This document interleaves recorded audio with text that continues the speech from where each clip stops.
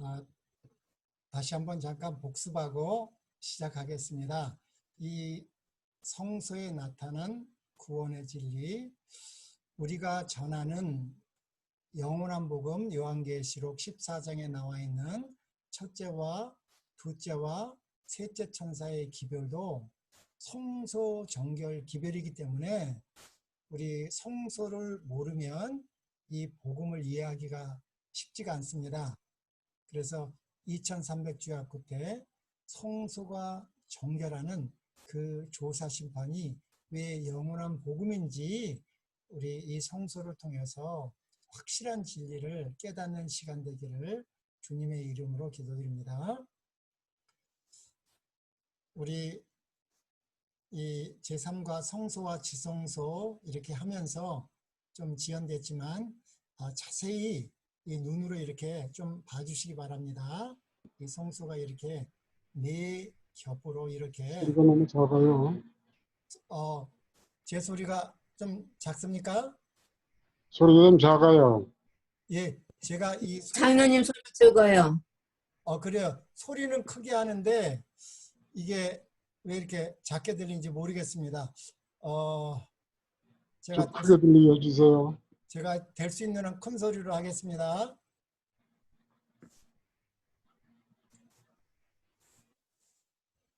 이 성소 덮개의 의미에 대해서 우리 잠깐 공부했죠. 이 네 겹으로 돼 있는데 첫째는 하나님의 임재의 상징, 두 번째는 세상의 악으로부터 분리, 세 번째는 생명을 버리신 예수의 완전한 순종과 희생, 또 네 번째는 죄인을 구원하기 위해 죄인이 되신 그리스도. 그래서 성소 자체는 예수님이라는 거 우리 배웠습니다.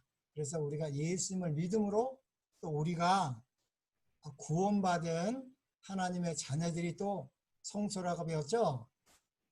그리고 이제 우리 이 성소 중에서도 뜰이 있고 지성소가 있는데 지성소는 예수님의 새 언약의 피로 새로운 피조물이 되는 우리 죄인들이 어떻게 하나님의 신의 성품에 참여하는 우리의 심령을 나타난다고 이 지성소는 말했죠. 예. 그래서 이 사망에서 생명으로 옮긴 사람들은 우리 심령이 변했기 때문에 심령이 생명의 성령의 법이 우리를 주장하기 때문에 날마다 우리는 하나님의 말씀과 기도와 이 세상에 빗대는 그런 삶을 살 수 있도록 우리가 날마다 기도와 말씀으로 거룩하여 지라고 그랬죠. 그래서 이 성소에는 두 칸으로 나눠져 있는데 성소가 있고 지성소가 있다고 그랬습니다. 그래서 이 성소에는 세 가지, 그리고 뜰에 있는 번제단 그 네 가지 봉사가 있다고 그랬죠. 이 성소는 매년 봉사가 있고 매일 드리는 봉사가 있습니다. 매일 드리는 봉사가 있어요. 네. 그래서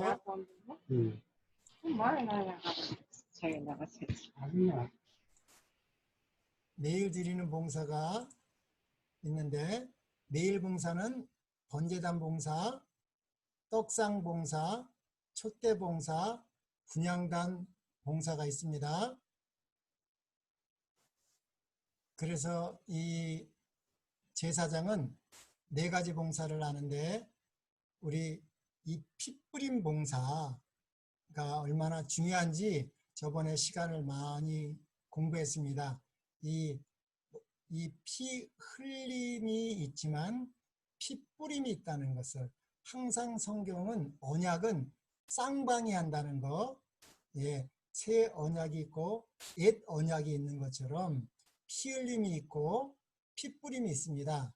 그래서 이 번제단과 이 피 뿌림 봉사, 떡상 봉사, 촛대 봉사, 분향단 봉사. 그래서 이 매일의 봉사에서 특히 희생제물을 잡아서 이 뿌리는 거, 뿌리고 이 분향단 뿔에 바른다는 의미가 무엇이고, 이것을 통해서 우리가 이제 지성소로 나아갈 수 있는 길이 열리겠죠. 그래서 이 흘려진 피, 적용된 피, 예, 두 가지가 있습니다. 이 희생제물을 잡아서 피를 흘렸죠. 흘린 피, 예수님은 아담 안에서 죽은 모든 인류를 위해서 피 흘리셨습니다. 예, 그래서 아담의 죄 때문에 우리가 영원한 죽음을 죽을 사람은 한 사람도 없습니다. 그래서 모든 사람은 부활을 합니다. 착한 사람이든 악이든 상관없이 모든 사람은 부활을 합니다. 예, 순서만 다르죠. 예, 첫째 부활에 일어나든가 둘째 부활에 일어나든가. 왜 많은 사람들이 첫째 부활은 의인의 부활이기 때문에 괜찮은데 왜 둘째 부활을 악인들을 부활시킬까? 조금 있으면 또 영원한 죽음, 둘째 사망을 당할 텐데 하나님도 좀 고약스럽시다. 뭐하러 둘째 부활을 일으키고 또 죽이느냐? 그렇게 많은 사람들이 의문을 정집니다. 그러면 또 어떤 분들은 심판하기 위해서 하나님이 심판을 해야 되니까, 예, 이 둘째 사망 자체가 심판인데 왜 꼭 그렇게 둘째 부활 시켜가지고 또 둘째 사망을 당하게 하는가 의구점이 있었는데, 우리가 이 흘려진 피, 뿌린 피를 통해서 우리는 그거를 깨달았습니다.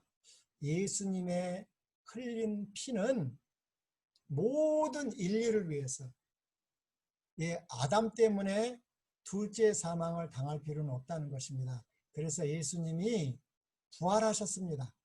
예, 부활하셨기 때문에 모든 사람은 부활을 합니다.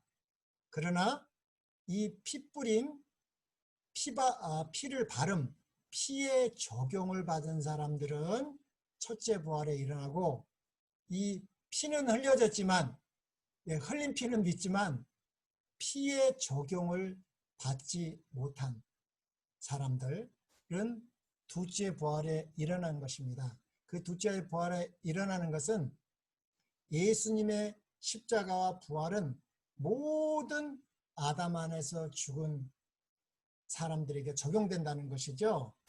예, 그래서 우리 열처녀의 비유 중에서도 예수님을 신실하게 기다리는 사람들이었습니다. 그러나 신랑이 온다고 했을 때 이 슬기로운 처녀는 다른 그릇에 여분의 기름이 있었습니다. 그러나 미련한 처녀는 다른 그릇에 여분의 기름이 없었죠. 예, 그래서 그 슬기로운 처녀는 예수님과 함께 혼인잔치에 들어갔죠. 그 혼인잔치가, 예, 지성소에 믿음으로 들어간 것을 말하는 거거든요. 그렇기 때문에 레위기 4장 6절에도 그 제사장이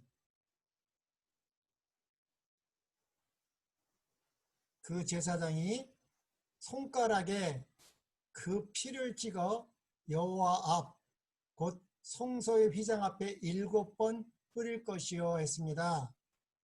네.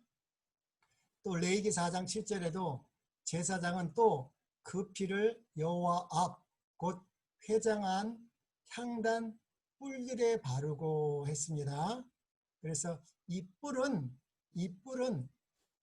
우리 죄된 심령을 말한다고 그랬죠. 이 죄된 심령, 영원한 둘째 사망을 예수님의 피뿌림의 적용을 받아서 예수님의 십자가로 영원한 죽음을 피하시고 예수님의 부활의 능력으로 우리에게서 사망의 생명으로 옮기는 그 구원의 역사를 나타난다고 했습니다. 이 성경 주석 레위기 4장 12절 죄를 속하는 것은 피 그대로가 아니라 뿌려지고 발라진 피이다. 짐승을 잡아 피를 땅에 부었다면 그 제사 의식에서 속죄의 효력이 없을 것이다. 그리스도인들이 성경에서 찾을 수 있는 표현이 아닌데도 흘려진 피를 강조하고 오직 구속에 효력을 줄 수 있는 뿌려진 피를 잇는 것은 불행한 일이다. 예. 대부분의 그리스도인들은 우리의 대제사장인 그리스도의 봉사를 이해하지도 감사하지도 않는다. 분명히 말하면 그들은 흘려진 피는 믿고 있지만 그 피가 효력을 가지기 위해서는 피의 진내 곧 피를 바르는 일이 있어야 함을 이해하지 못한다. 지금은 세상의 관심과 특히 그리스도인이라고 공언하는 사람들의 관심이 그리스도께서 지금 진행하고 있는 일에 기울어져야 할 때이다. 예수님이 하늘 성소 봉사를 하시고 1844년 10월 22일 이후에 대속죄일인 7월 10일에 지성소 봉사 하시잖아요. 예, 그거는 지금 십자가에서 피를 흘렸지만 지금 하늘 성소 봉사는 이 피 뿌림 봉사를 하고 있다는 거예요. 이 피 뿌림 봉사가 끝나면 예수님은 죄를 영원히 도말하는 그 봉사까지 끝나면 예수님 재림하시는 건데 많은 사람들이 예수를 믿습니다. 대부분의 그리스도인이라고 그랬습니다. 이 대부분의 그리스도인들은 우리의 대제사장인 그리스도의 봉사를 이해하지도 감사하지도 않는다. 그분이 분명히 말하면 그들은 흘려진 피는 다 믿고 있습니다. 예수님 십자가에서 우리의 죄를 위해서 다 죽었다고 그것까지는 믿고 있지만 예수님이 지금 하늘 성소에서 중보하시는 그 피뿌림의 봉사가 뭔지를 모르기 때문에 우리가 미련한 처녀가 될 수 있다는 거예요. 슬기로운 처녀만이 그 지성소, 예수님이 하시는 사업에 들어갈 수 있다는 거, 이 성경 주석에서 말하고 있습니다. 그래서 어제, 수요일이죠. 제가 이걸 좀 잘못해가지고, 이 떡상이, 이 떡상을 잘 못했습니다. 이 떡상은 6줄을 상징한다고 그랬죠. 예, 6줄인데 요한복음 6장에 보니까 떡은 이 하나님의 말씀이라고 그래서 이 성경이 66권이 될 것을 표상한다고 어저께 배웠습니다. 수요일 날. 그래서 이 떡은 생명의 떡, 하나님의 말씀, 예수님이라고 그랬죠. 예, 내가 곧 생명의 떡이니. 또 마태복음 4장 4절에도 하나님의 입으로 나오는 모든 말씀으로 산다고 했고요. 이 제사장의 음식은 이 제사장들은 이 떡을 먹는다고 그랬어요. 그래서 우리는 이제 예수 그리스도 안에서 만민 제사장이 됐다고 그래서 제사장은 반드시 이 말씀을 먹어야 된다는 거. 이 말씀 연구의 유익, 진실로 그리스도를 사랑하는 사람은 그분의 말씀을 사랑하는 것이다. 말씀 속에서 그분을 더 깊이 이해하고 그분을 더 알면 알수록 사랑하게 되고 믿음이 깊어지게 된다.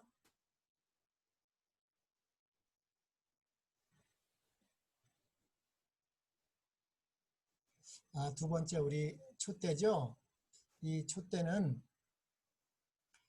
정금 1달란트를 쳐서 만들었다고 그랬습니다. 이 촛대는 빛이 없으면 어둠이죠. 아무 의미가 없습니다. 그런데 이 빛을 내려면 반드시 뭐가 있어야 돼요? 기름이 있어야 된다는 거에 대해서 말씀드렸습니다. 그래서 이 촛대의 2대 요소는 빛과 기름이라는 거 분명히 알아두시고, 이 촛대에서 빛과 기름이 분리될 수 없는 것처럼 구속의 사역에서 예수 그리스도와 성령은 언제나 일체감을 갖는다 그랬습니다.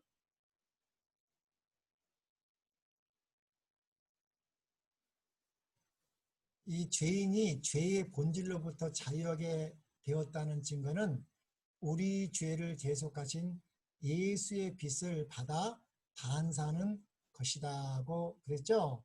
그래서 마태복음 5장 14절로 16절, 너희는 세상의 빛이니 너희 빛을 사람 앞에 비추게 하여 저희로 너희 착한 행실을 보고 하늘에 계신 너희 아버지께 영광을 돌리게 하라. 이 착한 행실이란 말이 사랑인데, 그것은 예수의 생명을 받으면 그 생명의 성질이 사랑이라고 그랬죠? 예. 이 보좌 선지자 233쪽에 보니까 순결해진 마음에는 모든 것이 변화된다.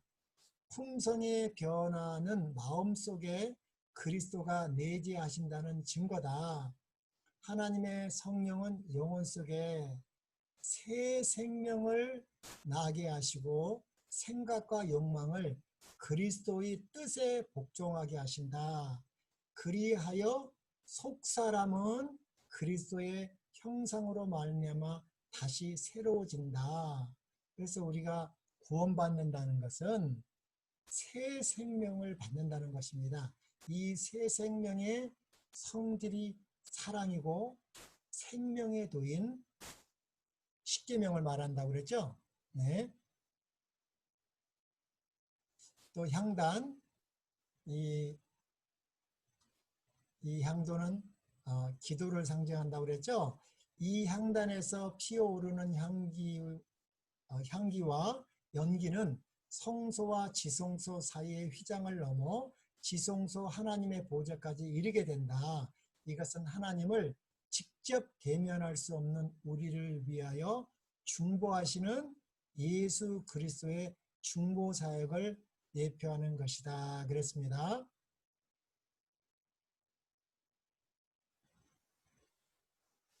그래서 우리도 이 기도의 능력으로 살아가는 원리, 누구처럼? 예수님처럼. 예수님이 세상을 이긴 것은 기도였습니다. 네. 마태복음 3장 16절, 예수께서 침례를 받으시고 곧 물에서 올라오실새 하늘이 열리고 하나님의 성령이 비둘기 같이 내려 자기 위에 임하심을 보더니, 그때에 마태복음 4장 1절, 그때에 예수께서 성령에게 이끌려 마귀에게 시험을 받으러 광야에 가사.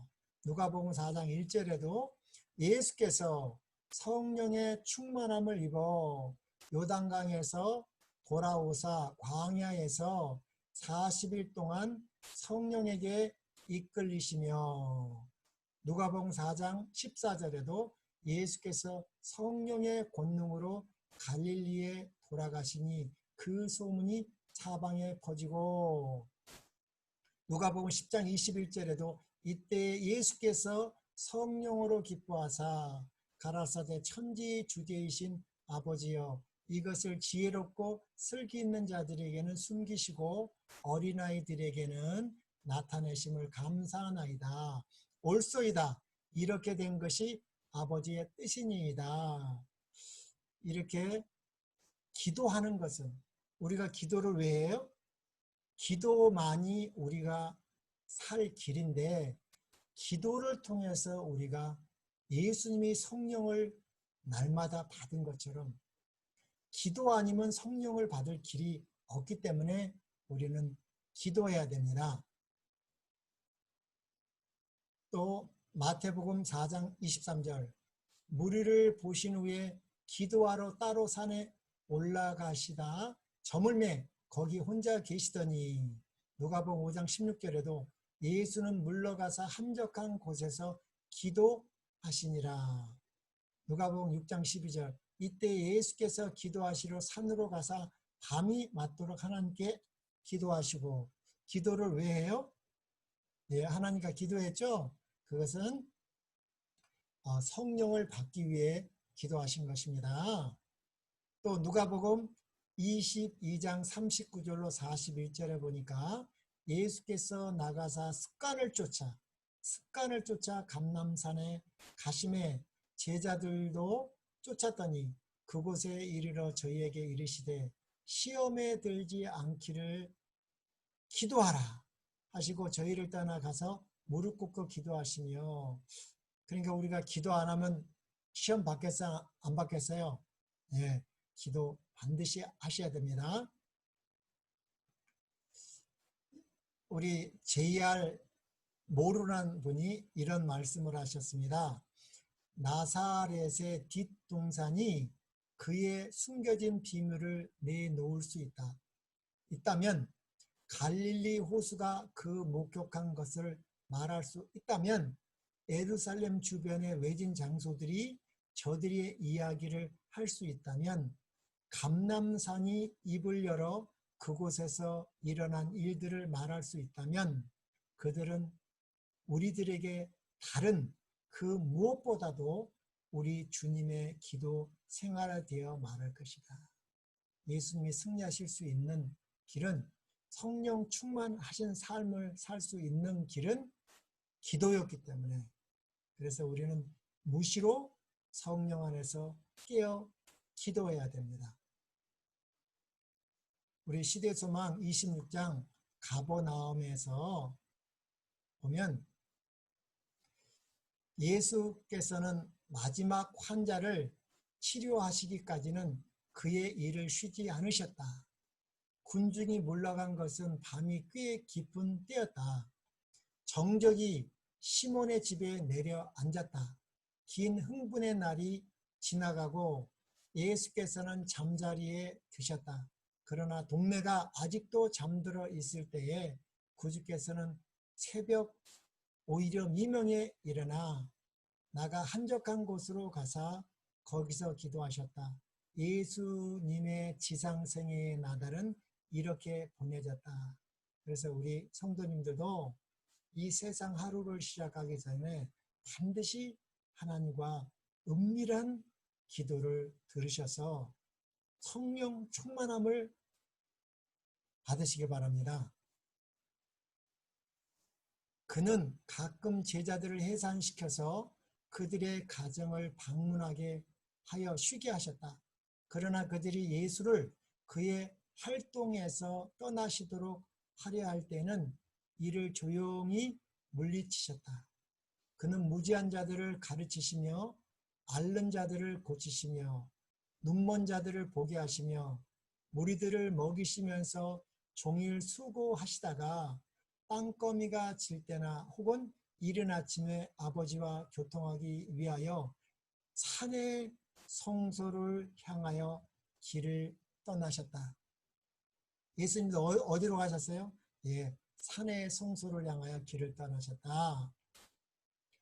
그는 온 밤을 기도와 명상으로 보내시다가 사람들 가운데에서 일을 하시기 위하여 몬둥이 틀 때에 돌아오시는 일이 종종 있었다. 이 성령의 역사로 살아가는 우리 그리스도인들의 또 어떻게 살아야 되겠습니까? 이 첫 출발의 도우심이 끝까지 필요하다는 거, 우리의 경험 어느 지점에서도 우리의 첫 출발을 가능하게 했던 그 도우심이 없이 지낼 수 없다. 이른비 아래서 받은 축복들은 종말까지 우리에게 필요하다. 이 목사에게 보내는 것면 499쪽입니다. 영으로 인도함을 받은 사람들, 그러므로 형제들아 우리가 빚진 자로 돼 육신에게 져서 육신대로 살 것이 아니니라.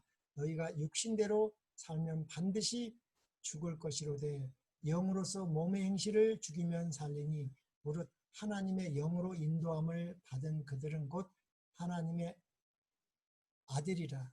그래서 우리가 기도는 몇 시간을 해야 되나, 언제까지 해야 된다고 그랬습니다.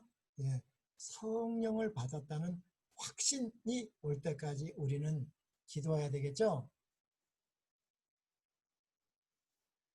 우리 시대의 소망 671쪽에도 이런 말씀이 나와 있습니다. 성령의 계속적인 임재와 도움이 없이는 말씀의 전파가 전혀 소용이 없을 것이다. 이분만이, 이 성령 하나님만이 거룩한 진리를 효과적으로 가르치는 교사이다. 진리가 성령으로 더불어 마음에 동반될 때에만 양심을 일깨우거나 생애를 변화시킬 수 있다. 그래서 우리가 전도는 우리가 하는 것이 아닙니다. 성령께서 전도할 대생에게 변화시키지 않으면 우리가 전도할 수 없다는 거예요. 우리 빌립이 사마리아에서 전도하다가 성령께서 광야로 가라 그러니까 갔죠. 거기에 누가 있었어요? 빌립이 전도할 구시 네스가 있었습니다. 예, 그래서 가까이 가서 이 구시 네스에게 무엇을 읽고 있느냐 했더니 이사야 53장을 읽었죠. 예, 그래서 이사야 53장 예수님의 십자가에 대한 복음을 우리 빌립이 설명한 것도 성령의 역할로 한 것처럼 우리는 성령 하나님 없이는 한 영혼도 우리는 구원할 수 없다는 거, 누구든지 하나님의 말씀을 문자 그대로 소개할 수 있을 것이며 모든 하나님의 말씀의 명령들과 약속들을 잘 알 수 있을 것이다. 그러나 성령께서 진리로 깊이 감명시키지 않으면 반석 위에 떨어져 깨어질 심령은 하나도 없을 것이다. 교육이나 유리한 지위가 아무리 위대하다 하여도 하나님의 성령과 협력함이 없이는 아무도 빛의 통로가 될 수 없다. 우리 성령 어떻게 봤죠? 예, 성령은 예수님의 새 언약의 피를 믿을 때 하나님께서 인친 증거로 성령을 부어주셨습니다. 예, 그렇기 때문에 우리 이 새 언약을 잘 알아야 됩니다. 그래서 성경의 제일 처음 복음이 어디라고 그랬어요? 그것이 창세기 3장 15절에 은혜의 언약이라고 그랬죠? 그 은혜의 언약이 여자의 후손인데 그 여자의 후손에 대해서 우리는 잘 알아야 됩니다. 그리고 예수님이 십자가에서 피를 흘리셨을 뿐만 아니라 3일 만에 부활하셔서 그 흘린 피를 증거물, 예수님이 부활하셔서 무덤 속에서 같이 그 죽은 자들 완전히 뭐였어요? 흙이었습니다. 썩어서 완전 흙이 된 그들을 다시 살리셔서 하나님께 효실 요제들로 드리고 내 피로 이들을 구원했다고 예수님이 하늘 성소에 가서 그 피를 뿌리셨죠. 그래서 하나님 아버지께서 그것을 인치신 비준하신 그 하나님의 의를 믿는 자들에게 성령이 임하신다는 것을 우리 반드시 알아야 됩니다. 예, 흘린 피의 적용을 받을 때 성령이 임하신다는 거, 예.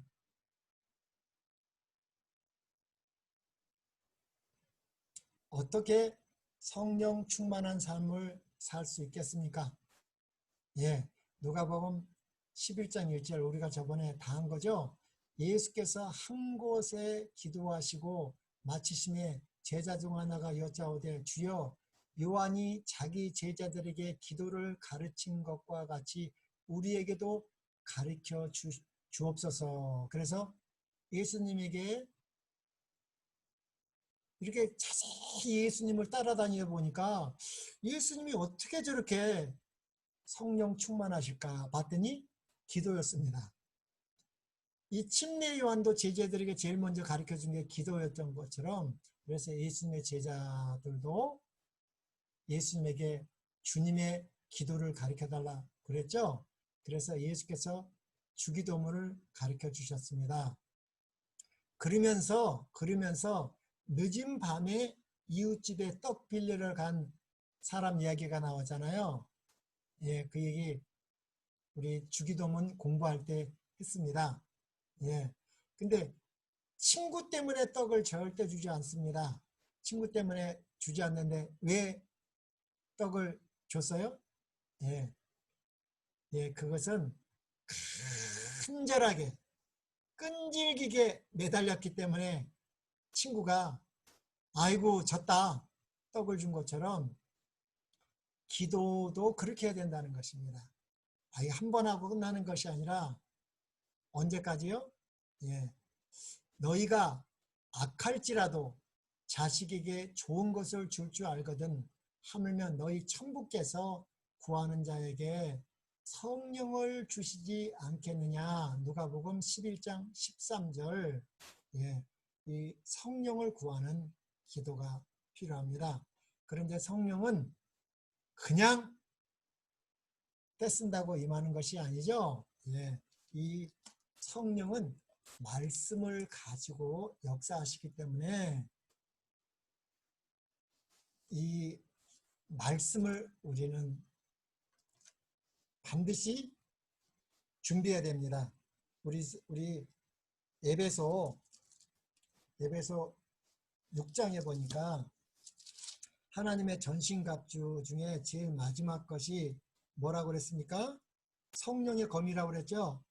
에베소 6장 17절 구원의 투구와 성령의 검 곧 하나님의 말씀을 가지라. 그래서 성령께서는 항상 말씀을 가지고 역사하시기 때문에 영도 몇 가지가 있어요? 예, 두 가지가 있습니다.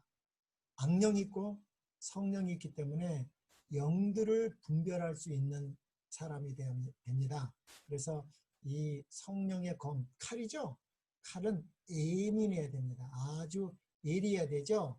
그래서 이 하나님의 말씀, 이 진리의 말씀을 옳게 분별하여 부끄럽지 않은 일꾼으로 하나님 앞에 서라고 디모데후서 2장 15절 말씀에 나와 있죠. 증언복음 3권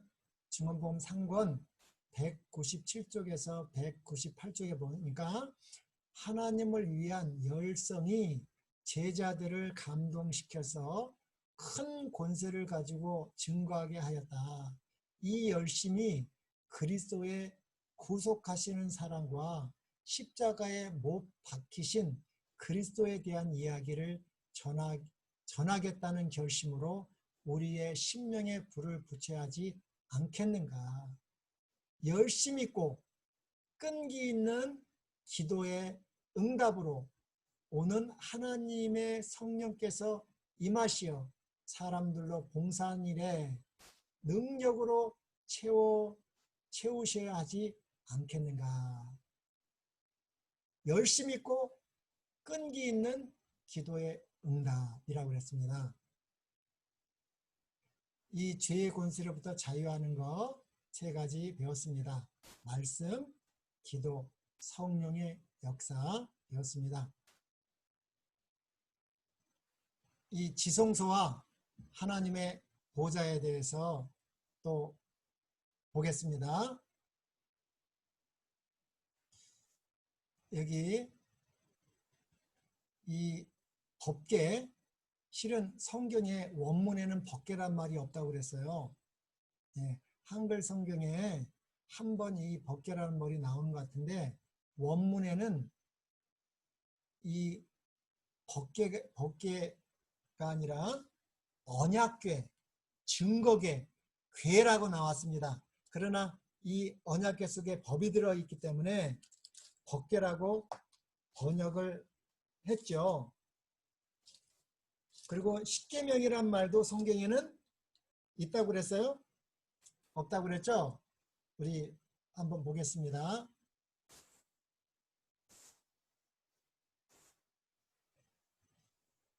우리 레위기 16장은 대속죄의장입니다. 중요하죠? 예. 레위기 16장에 이 법궤란 말이 나옵니다. 여기 보시면 아론의 두 아들이 여호와 앞에 나아가다가 죽은 후에 여호와께서 모세에게 말씀하시니라. 여호와께서 모세에게 이르시되 내 형 아론에게 이르러 성소의 장안 법궤 위 속죄소 앞에 무시로 들어오지 말아서 사망을 면하라. 내가 구름 가운데서 속죄소 위에 나타나니라. 우리가 예수님을 만나는 장소는 어디라고 그랬어요? 예, 언약궤 위 속죄소 위에서 만난다고 그랬습니다. 다른 데는 만날 수가 없어요. 근데 여기 법궤라는 말이 나왔는데 원문에는 그냥 궤입니다. 궤. 근데 여기 이제 법이 들어있는 궤이기 때문에 법궤라고 번역했지만 궤고 또 다른 데 보면은 이 십계명도 십계명이라고 그러지 않는다고 그랬죠? 우리 신명기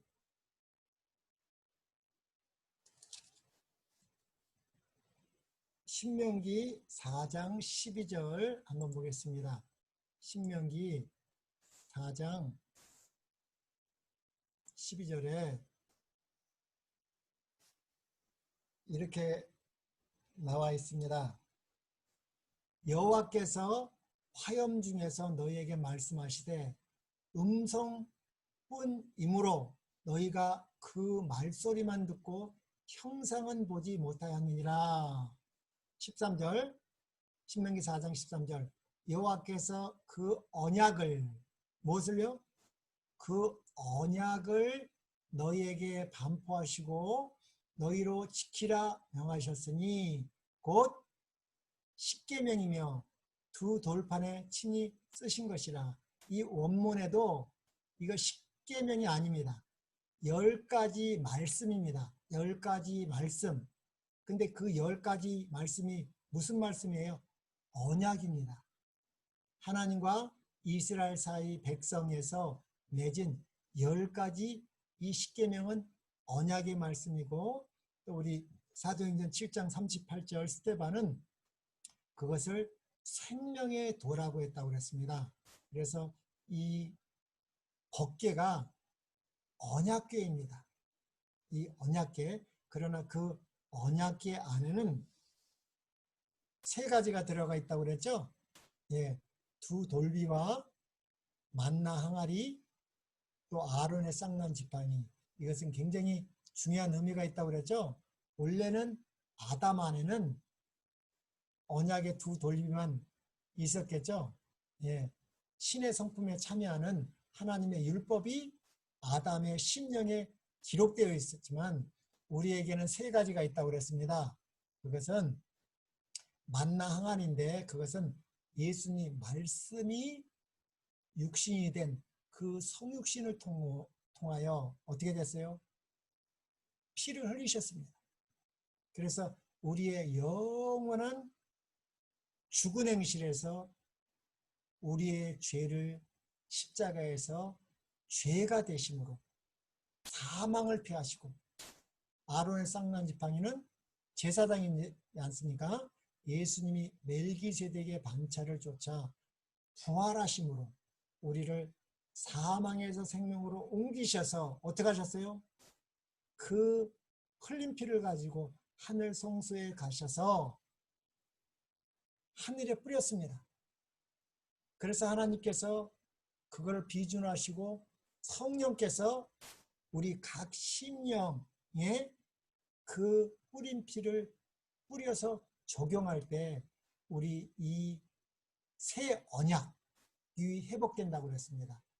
새 언약이 회복된다는 죽은 자가 새 생명을 받아서 이 언약, 예수님의 피, 새 언약의 피로 이 신의 성품에 참여하는 자들이 된다는 것이 뭐예요? 믿음으로 말미암는 하나님의 의라고 우리는 배웠습니다. 그러나 옛 언약은 두 돌비에 쓰셨지만 새 언약은 친히 성령께서 우리 마음에 기록한다고 했습니까? 안 했습니까? 예.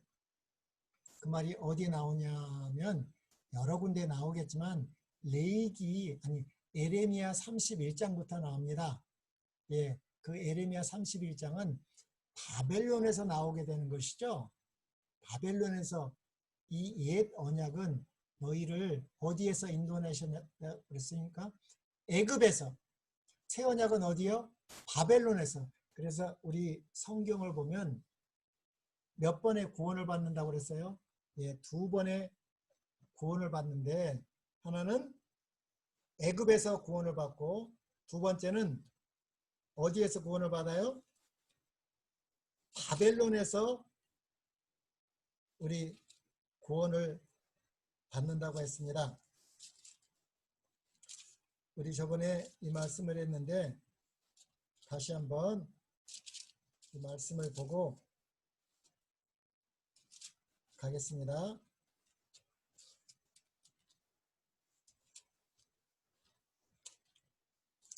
자, 에레미야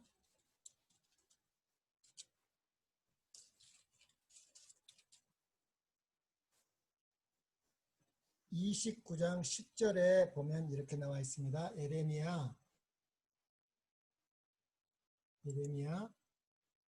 29장 10절에 보면 나 여호와가 이같이 말하노라 바벨론에서 70년이 차면 내가 너희를 공고하고 나의 선한 말을 너희에게 실행하여 너희를 이곳으로 돌아오게 하리라. 이곳이 어디예요? 예루살렘입니다. 70년이 차면 이 에레미야에게 얘기하셨죠. 이것이 어떻게 된다고요? 이것이 새 언약이라고 그랬는데 그게 어떻게 나오느냐? 에레미야 29장 13절에 이렇게 나와 있습니다. 너희는 내게 부르짖으며 와서 내게 뭐하면? 기도하면. 너희는 내게 부르짖으며 와서 내게 기도하면 내가 너희를 들을 것이요. 너희가 전심으로 나를 찾고 찾으면 나를 만난다고 이렇게 말씀하셨죠. 그러니까 지금 우리가 전해야 될 영원한 복음은 첫째와 둘째와 셋째 천사의 기별입니다. 그러나 첫째 천사의 기별과 둘째 천사의 기별은 1844년 10월 22일 전에 밀러주의자를 통해서 전했죠. 둘째 천사의 기별은 뭐예요? 바벨론에 무너졌다. 바벨론에서 나오라는 것입니다. 그래서 우리가 지금 전할 기별은 첫째와 둘째와 셋째 이 3종 기별이지만 셋째 천사의 기별이 뭐예요? 예, 짐승의 표를 받지 말고 하나님의 계명과 예수 믿음을 지키는 자 그렇습니다. 그래서 우리 교회에서 이 하나님의 계명에 대해서 안식일 기별에 대해서 회복됐지만 뭐가 지금도 잘 모르고 있어요? 예수 믿음에 대해서 잘 모르고 있다고 그랬습니다. 우리 엘렌 와이트 선지자를 통해서. 그래서 이 예수 믿음이 완전히 깨달아지고 이 셋째 천사의 기별이 땅끝까지 증거될 때 이 늦음이 성령이 임한다고 그랬습니다. 이 말씀이 우리 가려 뽑은 기별 3권에 한번 읽어보겠습니다. 우리 셋째 천사의 기별과 예수 믿음.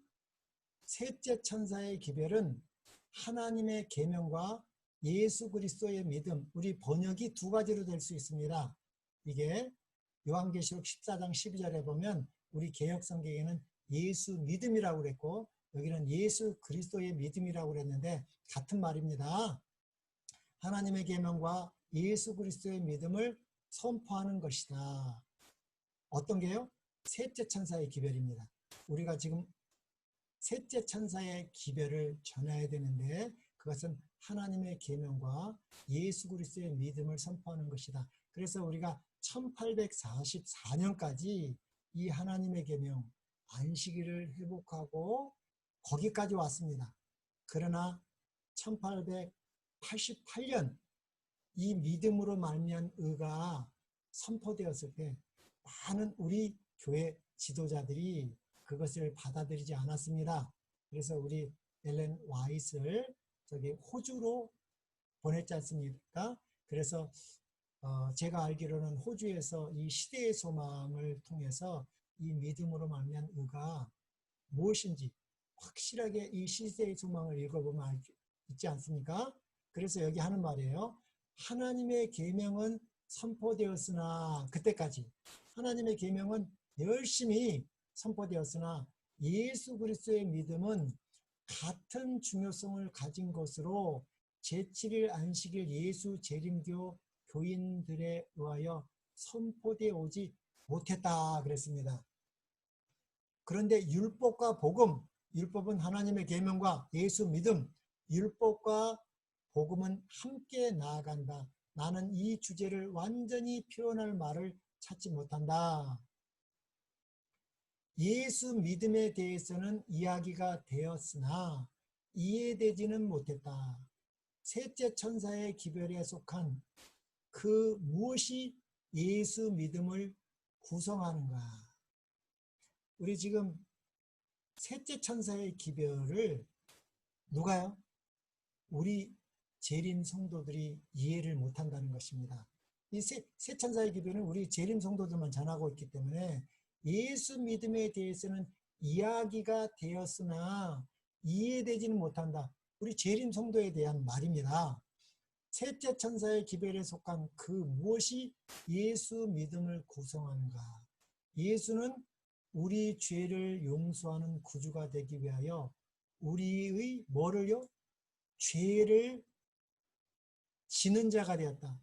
예수님이 죄인이라는 말이 아니라 예수님은 뭐가 되셨다? 죄가 되셨다고 그랬습니다. 제가 이 말을 계속 강조하는 것이 뭐였어요? 고린도후서 5장 21절이 이렇게 중요하다고 그랬습니다. 하나님이 죄를 알지도 못하신 자로, 예수님이죠? 예수님은 죄를 알지도 못하신 자로 우리를 대신하여 죄를 삼으신 것은 이라고 그랬습니다. 죄가 삼으셨다는 것은 죄로 만들다. 우리 시대의 소망에는 죄 그 자체가 되셨다. 예수님은 죄가 되셨다고 그랬잖아요. 그러니까 이 말을 우리는 잘 알아들여야 됩니다. 우리를 대신하여 우리가 뭐기 때문에 십자가에서 죄기 때문에 예수님이 죄로 삼으신 것은 우리로 하여금 예수님 그리스도 안에서 하나님의 의가 되게 하시다. 여기 하나님의 의가 됐죠? 근데 셋째 천사의 기별이야말로 믿음으로 만난 하나님의 의의 기별이라고 했습니다. 그러니까 예수님이 죄가 되셨다는 말을 이해하지 못하면 우리가 하나님의 셋째 천사의 기별을 모르고 있다는 것입니다. 그래서 사단은 지금 강력하게 역사하고 있는 거예요. 예수님이 뭐가 되어 오셨다? 죄가 십자가에서 죄가 되신 것이지 죄인이 되신 것이 아닙니다. 이거를 잘못 알기 때문에 우리가 셋째 천사의 기별, 이 믿음으로 만난 의를 깨닫지 못하게 하는 것이 사단이 이 마지막 발악이라는 걸 우리는 잘 이해해야 됩니다. 자, 여기 셋째 천사의 기별에 속한 그 무엇이 예수 믿음을 구성하는가. 예수는 우리 죄를 용서하는 구주가 되기 위해서 우리 죄를 지는 자가 되셨다고 그랬죠? 예, 죄 자체가 되셨다는 것입니다. 그는 우리가 받아야 할 취급을 받았다. 그는 이 세상에 와서 우리가 그분의 하나님의 의를 취할 수 있도록 우리 죄를 취하였다입니다. 죄인이 된 게 아닙니다. 타락한 인성을 쓰고 오신 게 아니라 죄가 되신 것입니다. 우리를 어떻게 해요? 충분히 완전히 전체적으로 구원할 수 있는 그리스도의 능력에 대한 믿음이 무엇이다? 예수 믿음이라는 거예요. 그래서 우리는 지금 이 예수 믿음, 이 셋째 천사의 기별을 전하라는 사명이 우리 재림교회를 세운 목적입니다. 첫째와 둘째 천사의 기별은 우리 밀러주의자를 통해서 전해졌고 1844년 10월 22일 예수님이 하늘 지성소로 들어가셔서 우리 재림교회를 세운 목적은 이 셋째 천사의 기별을, 그런데 이 셋째 천사의 기별은 첫째와 둘째와 셋째가 포함되어 있기 때문에 삼중 기별이라고도 합니다.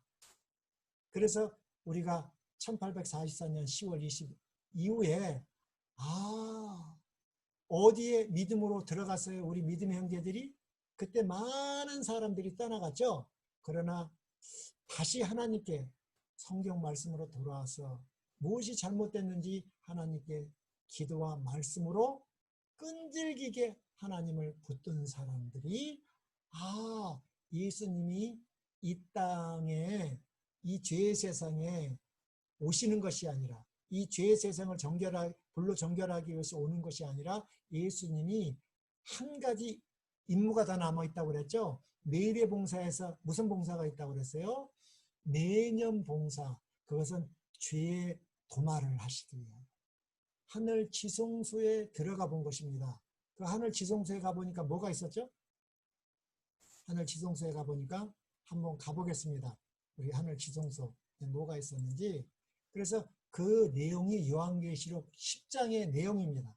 첫째 천사의 기별과 둘째 천사의 기별을 통해서 예수님 재림하신다. 그래서 예수님의 이 재림하신다는 이 첫째 천사와 둘째 천사의 기별이 대실망으로 끝날 내용이 어디에 예언되어 있습니까? 그것이 요한계시록 10장에 예언되어 있었습니다. 이 요한계시록 10장 1절로부터 이 힘센 천사는 예수님이면서 이게 어떻게 밀러주의자들을 통해서 예수님의 재림에 대해서 첫째 천사와 둘째 천사의 기별이 큰 음성으로 전해지고 이것이 대실망으로 끝나고 무엇을 깨닫게? 예수님이 하늘 지성소로 들어가는 것을 깨닫게 해주시고, 그래서 우리 교회가 생긴 것입니다. 우리 재림교회가 생겼는데 그 일이 무엇이냐면 요한계시록 10장 10절에 보면 내가 천사의 손에서 작은 책을 갖다 먹으니 이 작은 책은 다니엘서 전체가 아닙니다. 다니엘서 전책은 다 봉함된 게 아닙니다.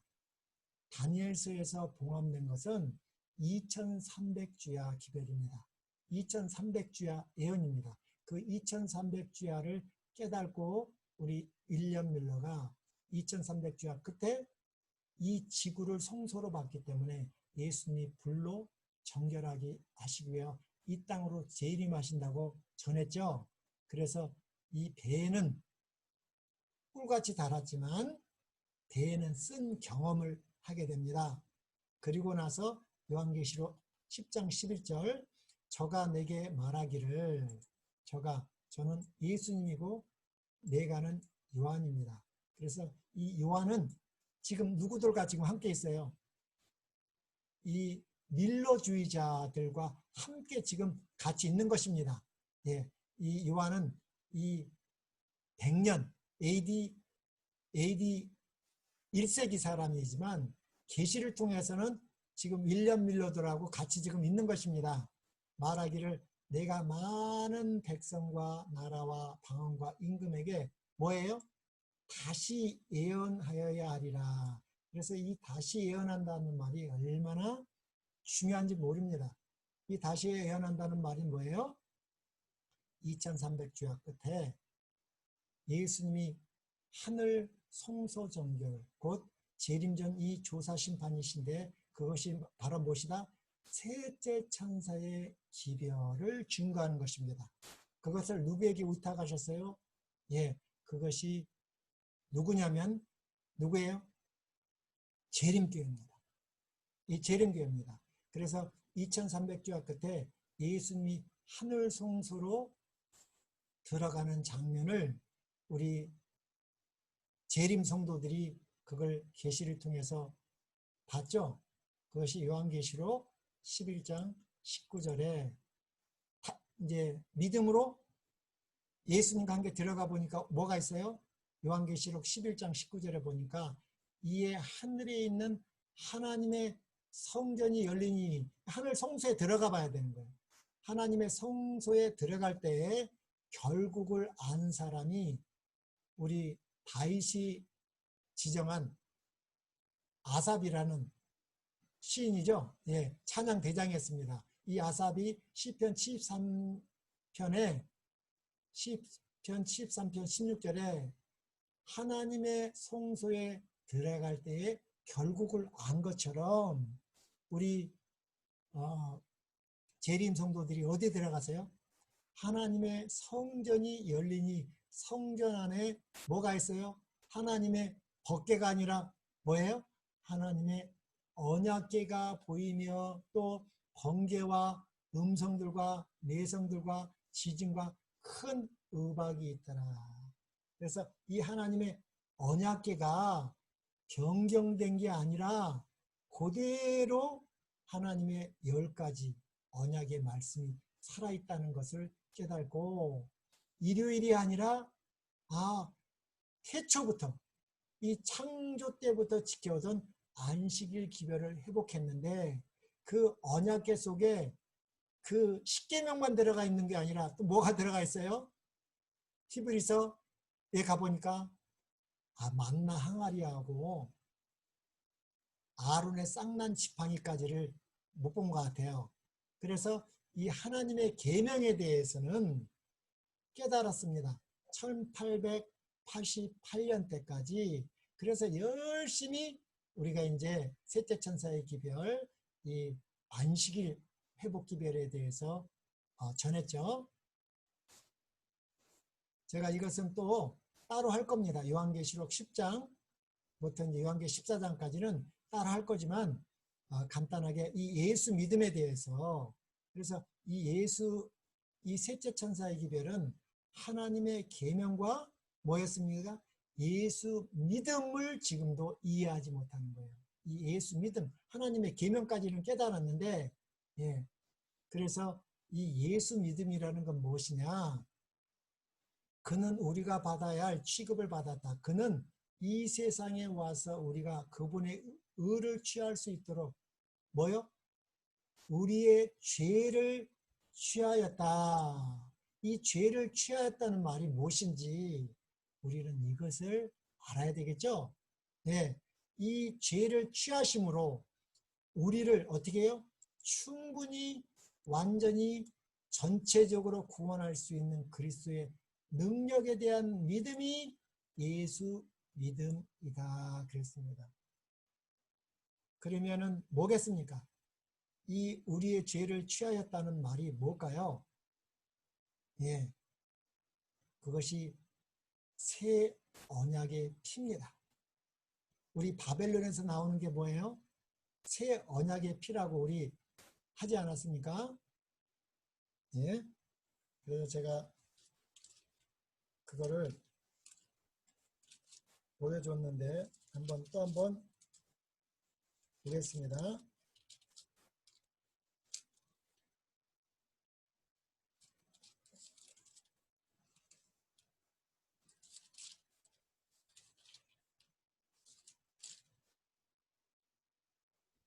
예레미야 31장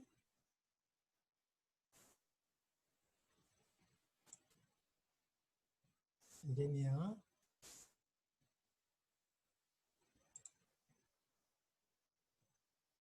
31장 31절부터 나와 있죠. 나 여호와가 말하노라 보라 날이 이르니 내가 이스라엘 집과 유다 집에 무슨 언약이요? 새 언약입니다. 지금 이스라엘 백성은 어디에 사로잡힐 것이다? 바벨론에 사로잡힐 것입니다. 이 바벨론에서 나오는 것은 이스라엘 백성이 착해서 나온 것이 아니죠. 어떻게 해요? 예, 고레스. 고레스는 누구를 상징해요? 메시아인 예수 그리스도를 상징하죠. 그래서 그 고레스를 통해서 다시 예루살렘으로 와서 뭐가 회복되는 거예요? 그 성전이 회복되는데 그 성전의 주인이 누구라는 거예요? 예수님이라는 거였습니다. 그래서 그 성전 안에는 뭐가 없었습니까? 성전 안에는 언약궤가 가짜였습니다. 언약궤가 그 속에 뭐가 없었으니까? 하나님의 언약의 10가지 말씀이 없었습니다. 그래서 이 바벨론에 돌아왔을 때는요, 제사장이 많아요. 1년에 한 번 제사장만 들어가는데 아무나 들어가도 안 죽어.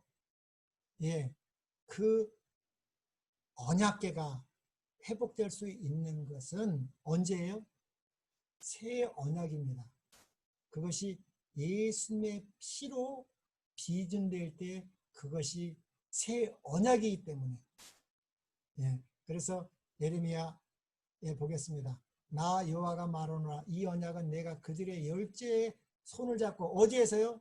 애굽에서 인도하여 내던 날에 세운 것과 같지 않죠. 그게 무슨 언약입니까? 애굽 땅에서 인도하여 내던 날에 세운 것은 뭐예요? 옛 언약입니다.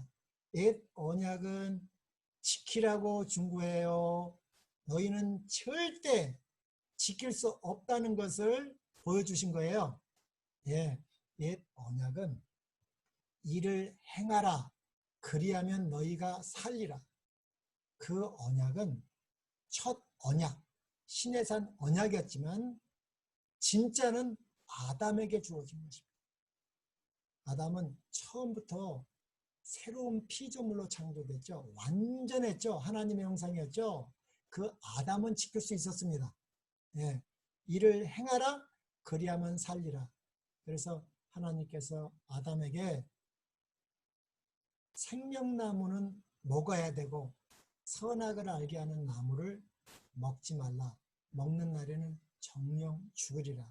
이것이 함께 가는 것처럼 그러나 애굽에서 나온 이스라엘 백성들은 죽은 자이기 때문에 절대 이 생명의 도를 죽은 자는 지킬 수 없기 때문에 이 옛 언약은 누구를 바라보러 짐승의 피로 비준돼서 바로 비준돼서 그것을 첫 언약이라고 했지만 그 짐승의 피는 누구를 바라보게 하는 거예요? 어린 양 대신 예수님의 피를 바라볼 때에 그 피가 비준될 때에 이것이 이루어진다는 것입니다. 그것을 깨닫게 하기 위하여 주신 것이지 제가 이걸 여러 번 설명드렸지만 절대 이거는 지킬 수 없는 것이었습니다. 세운 것과 같이 아니할 것은 내가 그들의 남편이 되었어도 그들이 내 언약을 파괴하였습니다. 이 언약을 받자마자 우리가 다 준행하겠습니다. 다 준행하겠습니다. 그래서 짐승의 피로 출애굽기 24장에 다 뿌렸습니다. 그 피를. 그래도 금송아지 바로 만나고 금송아지 만들어 가지고 우상 숭배하고 어디 가서요? 정탐꾼 보냈을 때 그 가데스에서 또 반역을 했죠. 예, 그때부터 뭐도 안 하고 예, 유월절 예식도 안 하고 할례 예식도 언약이 파괴됐기 때문에 하지 않았다고 그랬죠. 여호수아가 가나안 땅 들어가서 유월절과 할례가 회복됐다고 그랬습니다. 그런데 이제는 33절 나 여호와가 말하노라 그러나 그날 후에 내가 이스라엘 집에 세울 언약은 이러하니 내가 나의 법을 어디에요? 그들의 속에 두며 그 마음에 기록하여 나는 그들의 하나님이 되고 그들은 내 백성이 될 것이니라. 이게 무슨 언약이에요? 이것이 새 언약입니다. 이 새 언약의 피로 예수님이 하늘 성소에서 중보 사역을 하고 있다는 거예요. 그게 언제까지요? 예, AD 34년 스테반이 돌 맞아 죽었죠? 스테반이 돌 맞아 죽었나요? 한번 보겠습니다. 사도행전 7장 한 마지막 정도에 죽었으니까 한번 보겠습니다. 여기 보면 스테반이 이 사도행전 2장 3장에는 마음이 찔려 회개했습니다. 그런데 사도행전 7장에는요, 저희가 이 말을 듣고 마음에 찔려 저를 향하여, 스테반을 향하여 오히려 죽이러 갑니다. 양심에 뭐가 맞았기 때문에 이 새 언약을 안 믿었기 때문에. 근데 거기에 마음에 찔린 사람이 진짜 하나 있었습니다. 진짜 한 사람이 누구예요? 사도 바울이 이때 스테반을 통해서 이 작은 십자가를 통해서 사도 바울이 깨졌습니다. 예. 그 얘기도 제가 했죠. 그래서 다 스테반을 죽였지만 사도 바울은 이때 마음에 찔려가지고 양심의 가책을 받고 누구에게? 맞아, 저분이 구약에 예언된 메시아야. 확신 가운데서 성령의 음성을 듣고 제사장들, 자기 동료들에게 가서 물었죠. 저분이 메시아 아닙니까? 그렇지만 그 동료들이 절대 아니라고. 거짓을 믿지 말라고. 그래서 사도 바울이 사도행전 8장에 죽이러 가죠. 교회를 핍박하러 가죠. 그래서 사도행전 9장에 다메섹에서 예수님이 친히 나타나셔서 그 마음에 찔린 그것을 새 언약의 피로 어떻게 해요? 비준시켜줬습니다. 성령을 통해서. 그래서 진심으로 회개하죠. 예. 스테반이 성령의 충만에 하늘을 우러러 주목하여 하나님의 영광과 및 예수께서 하나님 우편 보좌에 앉으신 것을 보셨어요? 서신 것을 보셨어요? 예, 서셨습니다. 다른 성경, 많은 성경들을 보면 하나님이 보좌의 우편에 앉아 계시다고 그랬죠. 언제까지 앉아 계셨죠? 예, 71회 동안은요.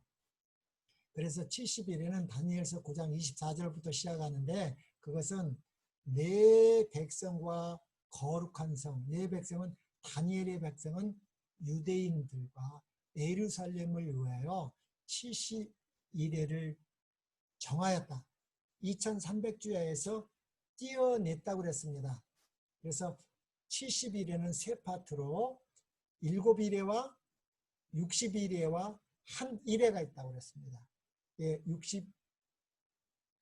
7일회 안에 예루살렘 성전, 예루살렘 성이 완전히 회복되는, 그리고 7일회와 60일회 이후에 뭐요? 예수님의 침례로 기름 부음, 메시아의 사명이 시작됐습니다. AD 27년 예수님이 30살 때. 그리고 한 일회는 7년인데 한 일회의 절반에 다니엘서 9장 27절에 어떻게 해요?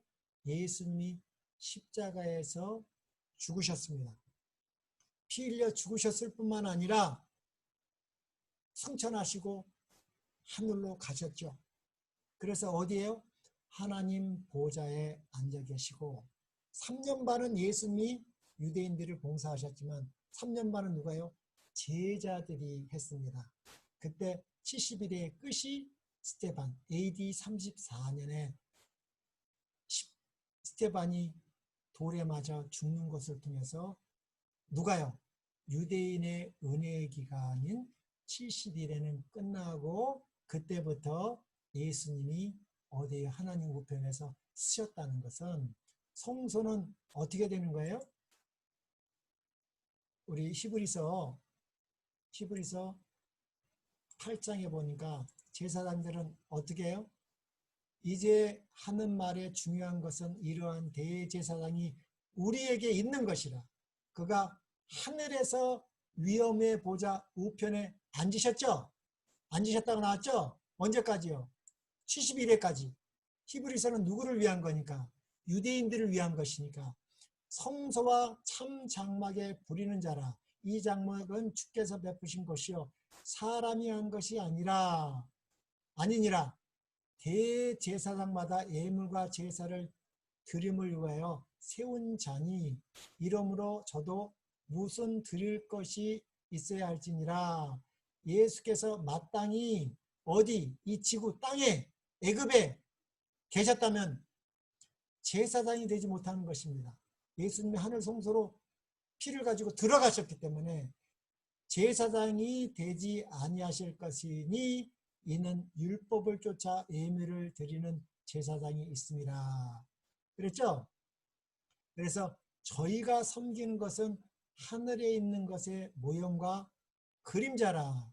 모세가 장막을 지으려 할 때의 지시하심을 얻음과 같으니 가라사대 삼가 모든 것을 산에서 내게 보이던 본을 쫓아 지으라 하셨느니라. 6절 그러나 이제 그가 더 아름다운 직분을 얻었으니 이는 더 좋은 약속으로 세우신 더 좋은 언약의 중보시라. 이게 뭐예요? 이것이 새 언약입니다. 이것이 새 언약이죠. 아까 전에 이 똑같은 말을 예레미야 31장 31절보다 보다가 다시 왔잖아요. 이것이 새 언약이라고 그랬고 33절에는 나의 법을 그들의 속에 두며 그 마음에 기록하여 나는 그의 하나님이 되고 그들은 내 백성이 될 거라고 그랬습니다. 이것이 새 언약이라고 그랬는데 다시 히브리서 8장으로 가겠습니다. 다시 8장. 그래서 여기 더 좋은 언약의 중보시니 그래서 하늘로 가셔서 앉으셨죠? 제사장이 앉으셨잖아요. 여기 앉으셨다고 그랬는데 근데 아까쯤에 스테반이 하늘을 봤을 때는 앉으셨어요? 쓰셨어요? 쓰셨잖아요. 그러면 쓰셨을 때는 뭐예요? 하늘 성소 봉사가 시작된다는 거예요. 그때가 언제나 AD 34년부터입니다. 그러면서 이제 중보가 시작됐는데 저 첫 언약이 무음하였다면 둘째 것을 요구할 일이 없었으려니와 저희의 일을 허물하여 일렀을 때 주께서 가라사대 볼지어다 날이 이르니니 내가 이스라엘 집과 유다 집으로 새 언약을 세우려니 예레미야 31장 31절을 그대로 사도 바울이 또 인용하는 것입니다. 또 주께서 가라사대 내가 저희 열조들의 손을 잡고 애굽 땅에서 인도하여 내던 날에 저희와 세운 언약 옛 언약과 같지 아니하도다. 저희는 내 언약 안에 머물러 있지 아니하므로 내가 저희를 돌아보지 아니하느니라. 그래서 이 사람들이 열심히 노력하면 됐어요? 열심히 노력해서 되는 것이 아니라 그 옛 언약은 절대 지킬 수 없는 언약을 하나님께서 지키라고 하신 거예요. 그것은 너희가 절대 애굽에서 나온 것이 네가 착해서 나온 것이 아니라 뭐 때문에? 피 때문에 나온 것처럼 이 새 언약의 중보이신 예수 그리스도의 피 뿌림을 그 새 언약의 중보로만 너희가 나올 수 있다는 것을 죄에서 구원받을 수 있다는 것을 깨우쳐 주시기 위하여 이 옛 언약을 주신 것입니다. 그래서 10절에 보면 또 주께서 가라사대 그날 후에 내가 이스라엘 집으로 세울 언약이 이것이니 내 법을 저희 생각에 두고 저희 마음에 이것을 기록하리라. 나는 저희에게 하나님이 되고 저희는 내게 백성이 되리라. 이것이 새 언약입니다. 그래서 오순절날 성령을 받아서 이 새 언약의 피를 어떻게 된 거예요? 성령께서 치신 것입니다. 그래서 심령으로 새롭게 된 것입니다. 그래서 히브리서 8장 13절에서 새 언약이라 말씀하셨으니 첫 것은 낡아지게 하신 것이니 낡아지고 쇠하는 것은 없어져 가느니라. 그러면서 첫 언약에도 섬기는 예법과 세상에 속한 성소가 있더라. 예비한 첫 장막이 있고 그 안에 등대와 상과 진설병, 첫째 칸이죠.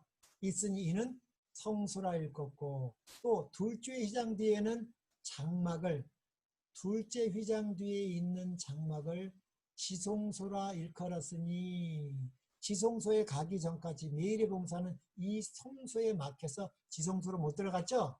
예, 들어갈 때가 있습니다. 그 지성소 안에는 뭐가 있어요? 이 금양로와 사면을 금으로 싼 언약궤가 있고, 그 안에 만나를 담은 금 항아리와 아론의 쌍난지팡이와 언약의 비석들이 있고, 그래서 우리 셋째 천사의 기별을 전해야 할 우리 재림교회가 1888년까지는 이 언약궤 속에 있는 이 하나님의 계명밖에 못 봤습니다. 예수 믿음 뭐예요? 금 항아리와 아론의 쌍난 지팡이를 깨닫지 못하는 거예요. 새 언약을 깨닫지 못한 거예요. 그래서 이 아론의 쌍난 지팡이와 언약의 비석들이 있고, 이 언약의 비석까지만 깨닫고 있다가 1888년에 그 믿음으로 만난 의가 선포됐을 때 우리 교회가 굉장한 혼란이 있었습니다. 예.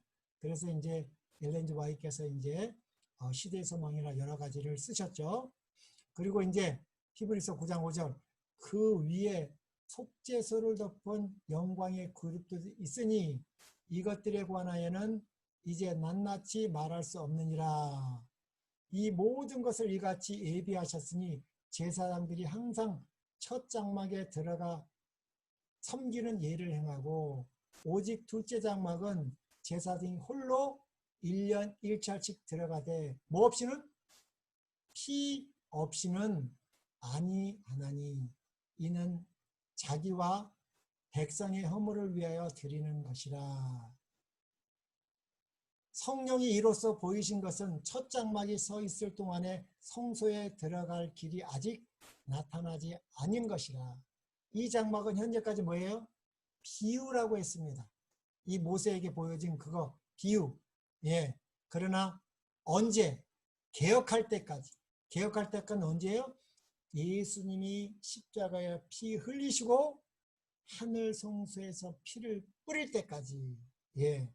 그래서 그리스도께서 히브리서 9장 11절에는 그리스도께서 장래 좋은 일의 대제사장으로 오사 손으로 짓지 아니한 곧 이 창조에 속하지 아니한 더 크고 온전한 장막으로 말미암아 12절 염소와 송아지의 피로 아니하고 오직 자기 피로 영원한 성체를 이루사 단번에 성소에 들어가셨느니라.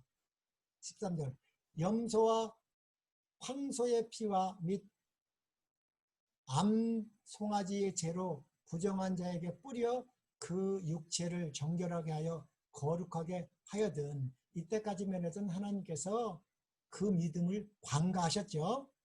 14절 히브리서 9장 14절 하물며 영원하신 누구로 말미암아? 성령으로 말미암아 흠없는 자기를 하나님께 드린 그리스도의 피가 어찌 너희 양심으로 무슨 행실에서? 죽은 행실에서 깨끗하게 하고 살아계신 하나님을 섬기지 못하게 하겠느냐. 그래서 예수님이 핏뿌림 봉사를 통해서 하나님께서 비준하시고 하나님의 의를 인치시고 하나님의 일을 주시고 성령께서 오신 것입니다. 그래서 이 새 언약의 피를 믿을 때 성령께서 그리스도의 피를 우리 심령에 우리가 죽은 자가 살아난다는 것입니다. 이것이 새 언약의 피고 예수님이 하늘 성소에서 AD 34년부터 1844년까지 하신 것입니다. 이 일을 인하여 그는 새 언약의 중보라고 그랬습니다. 이것을 예. 그리고 여기 보면 율법은 장차 오는 좋은 일의 그림자. 이 율법은 뭐예요? 옛 언약을 말하는 것입니다. 이 옛 언약은 장차 오는 좋은 일의 그림자요 참 형상이 아니므로 이 의문의 율법이나 옛 언약을 말하는 거죠. 해마다 늘 드리는 바 같은 제사로는 나오는 자들을 언제든지 온전케 할 수 없느니라. 그렇지 아니하면 섬기는 자들이 단번에 정결케 되어 다시 죄를 깨닫는 일이 없으리니 어찌 드리는 일을 그치지 아니하였으리요. 그러나 이 제사들은 해마다 뭐를요? 죄를 생각나게 하는 것 뿐입니다. 예, 언제까지요? 여기 밑에 읽어보면 예수님이 새 언약으로 비준될 때까지는 이것은 될 수 없었다는 것이죠. 그래서 예수님은 이제 스테파니가 돌 맞아 죽고 하늘 성소를 봤을 때 어떻게 됐다고 그랬어요? 예수님이 서신 제사장들은 서서 섬긴다고 그랬죠? 앉아서 섬기지 않습니다. 서서 섬길 때 예수님이 하늘 성소 봉사를 시작하신 것이죠. 그래서 말하되 보라 하늘이 열리고 인자가 하나님의 우편에 앉으신 것이 아니라 이제부터는 AD 70년 은혜의 기간, 유대인들을 인해한 기간이 끝나고 예수님이 서셔서 새 언약에 중보하는 것을 스테파는 계시로 본 것입니다. 그러니까 너무 기쁜 거예요. 저희가 큰 소리를 지르며 귀를 막고 일심으로 그에게 달려들어 성 밖에 내치고 돌로 칠세 증인들이 옷을 벗어 사울이라는 청년의 발 앞에 두니라. 저희가 돌로 스테판을 치니 스테판이 부르짖어 가로되 주 예수여 내 영혼을 받으시옵소서 하고 무릎을 꿇고 크게 불러 가로되 주여 이 죄를 저들에게 돌리지 마옵소서. 이 말을 하고 자니라 그랬습니다. 그래서 저들이 뭘 모르는 거예요? 예수님이 하늘 성소 봉사를 깨닫지 못하니까. 예수님이 십자가에서 아버지여 저들은 저들의 죄를 모르오니 나를 죽이는 것처럼 스테판도 똑같이 예수님과 같이 이 하늘 성소 봉사를 깨닫지 못하기 때문에 이렇게 죽인다는 것이죠. 네, 스테판도 이 새 언약의 중보를 믿음으로 그 예수 믿음을 지킨 것입니다. 또 보겠습니다. 그래서 이 예수 믿음이라고 그랬잖아요. 예수 믿음은 우리 죄를 취하셨고 우리를 충분히 완전히 전체적으로 구원할 수 있는 그리스도의 능력에 대한 믿음이라고 그랬는데 그것을 밑에 예를 들어서 설명한 것이 출애굽입니다. 누가 구원받았어요? 착한 사람이 구원받았어요? 의로운 행실을 많이 한 사람이 구원을 받았을까요? 누가 구원을 받았을까요? 한번 보겠습니다. 이스라엘을 위한 유일한 안전은 뭐예요? 문설주의 피를 문설주의 발은 피였다. 하나님께서 내가 피를 볼 때에 너희를 넘어가리니 라고 말씀하셨다. 안전을 위한 다른 모든 방법은 다 소용이 없었다. 문설주의 피 외에는 죽음의 천사가 들어오지 못하도록 길을 막을 수 있는 것이 없었다. 오직 예수 그리스도의 피로 말미암아서만 죄인을 위한 구원이 있다. 그 피는 우리를 모든 죄에서 깨끗하게 한다. 개발된 지성을 가진 사람은 광범위한 지식을 쌓을 수 있으며 신학적 사색에 종사할 수 있고 위대하며 사람들로부터 영광을 받을 수도 있고 지식의 보고로 생각될 수도 있으나 그를 위해 십자가에 못 박히신 그리스도에 대한 지식을 가지지 않는다면 그리고 믿음으로 그리스도의 의를 붙들지 않는다면 그는 잃어버린 바 된다. 그리스도가 찔림은 우리의 허물을 위함이요 그가 상함은 우리의 죄악을 인함이라. 그가 징계를 받음으로 우리가 평화를 누리고 그가 채찍에 맞음으로 우리가 나음을 입었도다. 이사야 53장 3절 나오죠? 이것도 결국은 이 예수님의 뿌린 피를 빌립이 설명하고 그 애굽의 구신 네스가 이것을 믿고 침례를 받아서 구원을 받은 것입니다. 그래서 여기 예수 그리스도의 피로 구원을 받음, 이 현재 우리의 유일한 희망이며 영원한 우리의 찬송이다. 이것이 예수 믿음이 회복되어야 된다는 것입니다. 예수님이 하늘 성소 봉사가 끝나시고 지성소 봉사에서는 뭐를요? 이 죄를 도말하는 이 조사 심판을 하고 있다는 이 셋째 천사의 기별이 땅끝까지 증거될 때에 예수님 재림하신다는 거죠. 그래서 우리 사도 바울이 믿음으로 만난 이 믿음으로 만난 의를 이렇게 정의했죠. 로마서 4장 16절로 17절에 이렇게 말했습니다.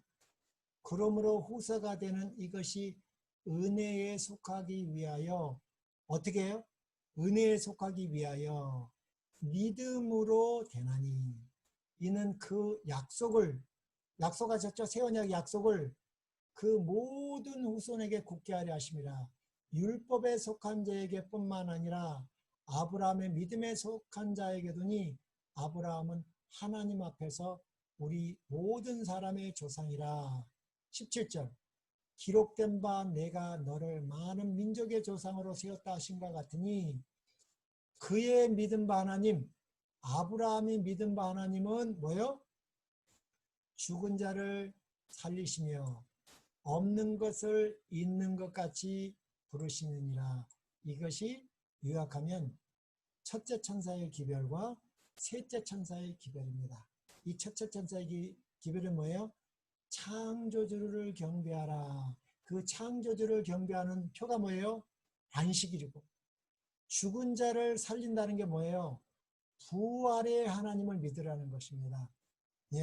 그래서 우리가 죽으면 창세기 3장 4절로 5절에 선악을 알게 하는 나무를 먹으면 결코 죽지 않고 하나님과 같이 된다는 사단의 그 영혼 불멸이 잘못된 부활이 맞다는 것. 죽은 자가 살아난다는 것. 예수님이 십자가에서 영원한 죽음, 이 둘째 사망을 피하시고 부활하셔서 그 영원한 죽음을 피한 자들을 실제적으로 땅속에서 데리고 나오셔서 그들이 사망에서 생명으로 옮겨서 뭐가 됐어요?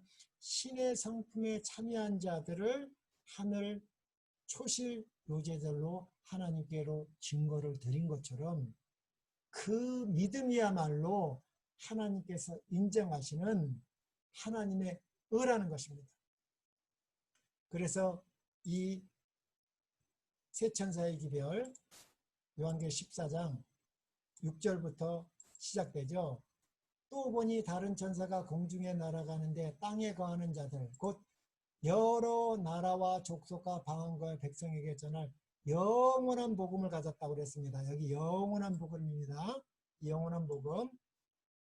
여러 나라와 족속과 방언과 백성에게 영원한 복음이라고 그랬고, 똑같이 요한계시록 10장 17절에는 이것을 많은 백성과 나라와 방언과 임금에게 다시 예언하라고 그랬죠. 그래서 이 다시 예언하는 것이 영원한 복음이고 몇째 천사의 기별이에요? 셋째 천사의 기별이다 그랬습니다. 이 셋째 천사의 기별. 그러면 이 셋째 천사의 기별, 이 영원한 복음인데, 이 영원한 복음에는 하나님의 의가 들어가 있습니까? 영원한 복음에는 하나님의 의가 들어가 있습니다. 그런데 뭐가 들어가 있느냐? 그가 큰 음성으로 가로되 하나님을 두려워하며 그에게 영광을 돌리라. 이는 그의 심판하실 시간이 이르렀습니다. 심판할 시간이 언제예요? 7월 10일입니다. 그때가 언제예요? 2300주야 끝에 1844년 10월 22일 날이 뭐예요? 심판의 날입니다.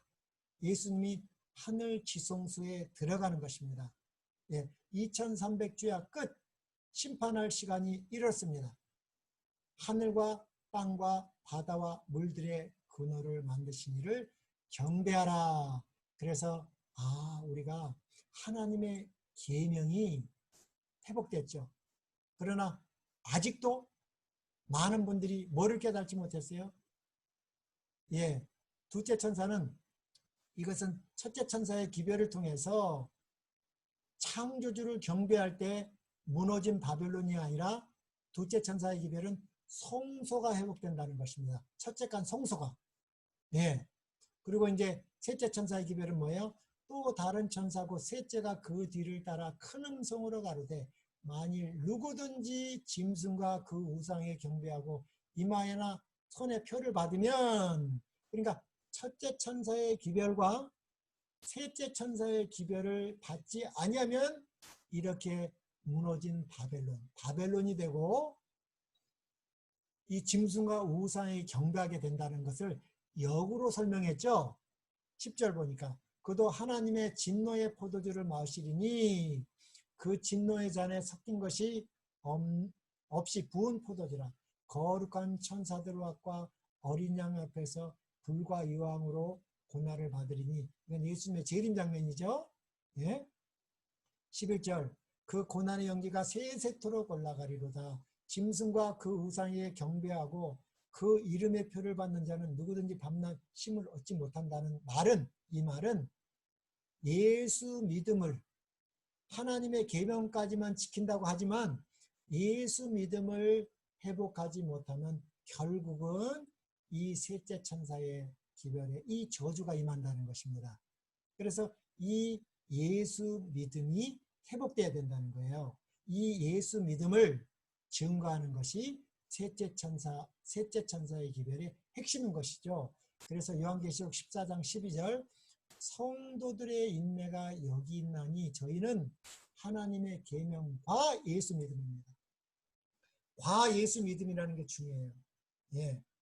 우리 창세기 4장에 보니까 가인과 아벨의 제사가 있었습니다.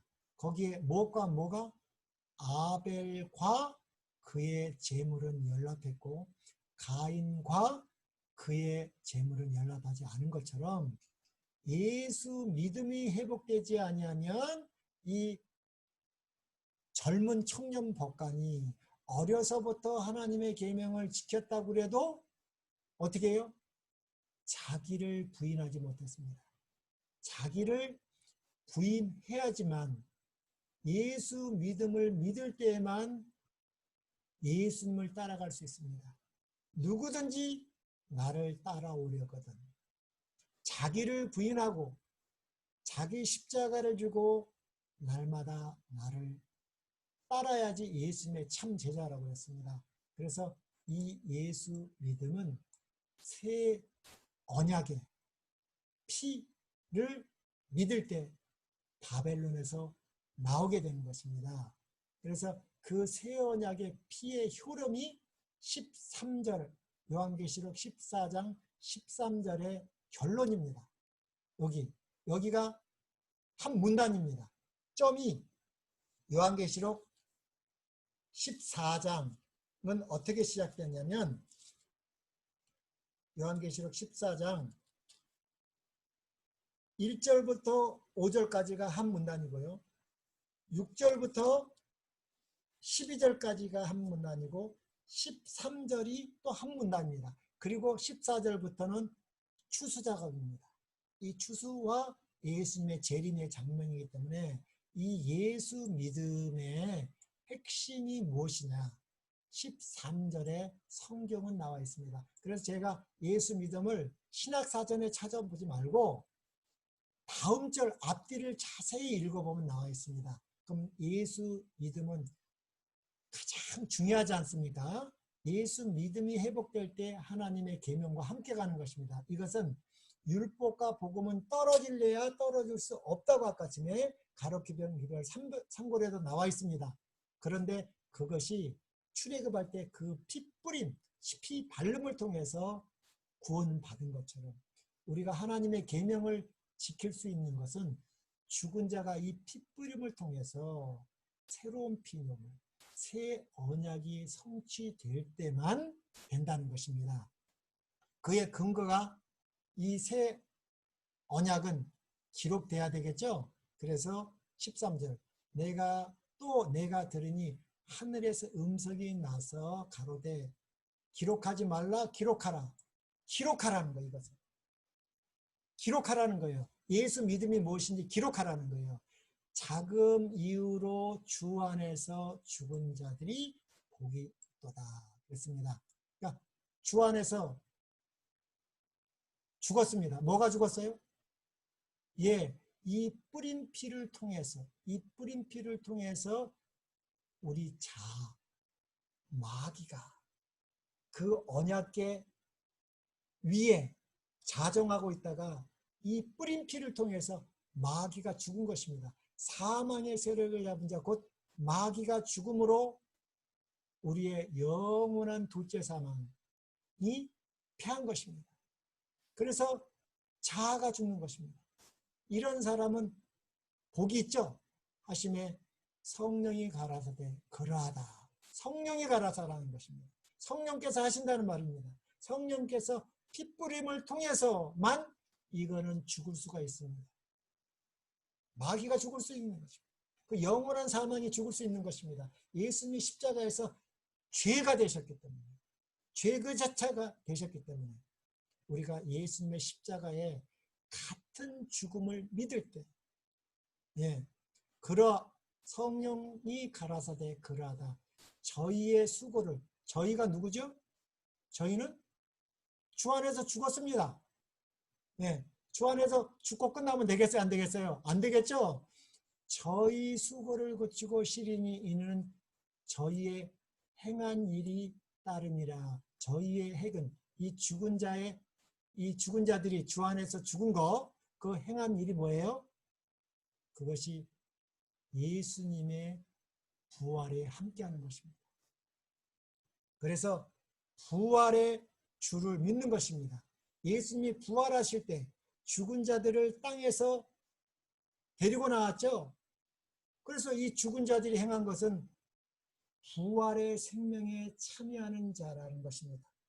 그래서 제가 이번에 그 유튜브 올릴 때 그 제목을 부활의 처음에는 생명의 말씀으로 하다가 이제 부활의 생명으로 하다는 것은 이 셋째 천사의 기별을 깨닫고 심령이 살아나서 이 영원한 복음을 땅끝까지 증가하는 우리 믿음의 형제들이라는 의미로 제가 그 부활의 생명이라고 했습니다. 이들이 얻는 건 뭐예요? 저희 행한 일이 따름이라는 것, 성령께서 주신 게 뭐예요? 이것이 부활의 생명입니다. 이것은 오직 예수 믿음으로 예수님과 같은 그 부활의 생명을 회복할 때 성령께서는 우리 심령에 신의 성품, 하나님의 계명을 친히 회복시켜 준다는 것입니다.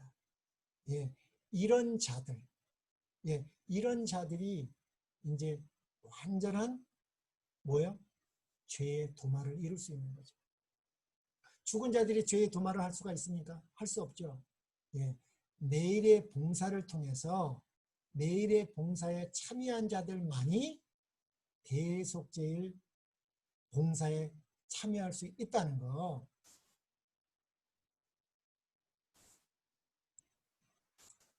그래서 이 법궤가 원문에는 언약의 열 말씀이 들어가 있는데 그 언약이 뭐예요? 새 언약의 피라는 것입니다. 왜냐하면 두 돌비뿐만 아니라 만나 항아리와 뭐예요? 아론의 쌍난 지팡이까지 이것이 들어가 있는 것입니다. 아담은 옛 언약입니다. 이를 행하라 그리하면 살리라. 아담은 창조됐기 때문에, 그러나 우리는 재창조이기 때문에 이 언약궤 안에는 이 세 가지가 반드시 들어갔다는 것. 이것을 히브리서는 하늘 성소를 보여주는 것입니다. 우리가 이거를 믿고 성소가 회복돼야 됩니다. 이 성소를 회복한 이 조사 심판은 누구를 위하여? 성도를 위하여 신원한 거라고 우리 다니엘 7장에 나와 있습니다. 오늘 드린 말씀이 참 어려운 말씀을 했기 때문에 우리가 이 성소와 지성소 말씀을 하고 또 우리 절기를 통해서 다시 한번 반복을 하고 우리 요한계시록 10장에서 14장까지 이 세 천사의 기별을 하면서 다시 한번 성소를 가지고 반복을 하면서 하겠습니다. 오늘은 여기까지 마치겠습니다.